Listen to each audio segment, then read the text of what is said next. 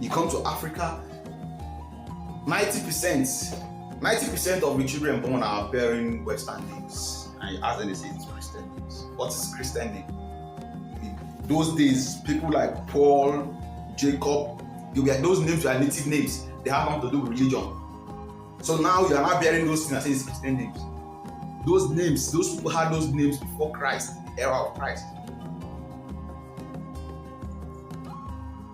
So something happened, a revolution happened in a certain place.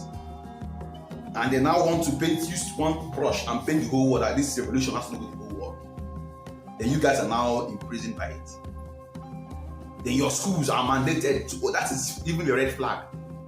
Schools are brainwashing children in the name of religion. How can you be from preschool, you're teaching children certain thing, and you, as a parent, you know things are red flag.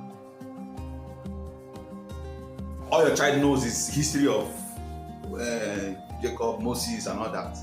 But your child doesn't know how your village came about. Your child doesn't know who was the village head of your village 100 years ago, 200 years ago, 1,000 years ago. He doesn't even know their names. Some of you, your children are not listed. And you think all is well. And you want Africa to self-repair, while you are part of the problem. You're part of the problem because you've been designed to behave, to think, and to live the way you're living, but you don't know. You're a product of design, of systematic design. You're a zombie. You're a zombie, you're a bot. Because you're behaving like one. You've been programmed to behave the way. You're not a free will human being. If you don't see anything wrong with children in preschool being taught jargons. If schools are teaching religious things, what happens now? What is now the purpose of churches? And in churches, some churches have Sunday school and the rest.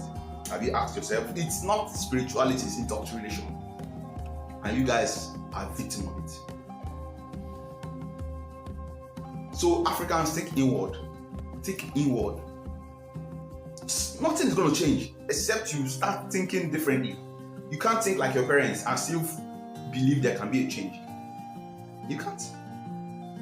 Your parents thought like your grandparents. That is why things never change. And your grandparents thought like your great-grandparents. That's why things never change. You need to change your mindset, the way you see things, the way you think. Don't just be a surface thinker. Be a deep thinker. Think. Question things. When you're giving charitable acts, question it. Question what the motive behind it. Don't just accept as a thank you. No.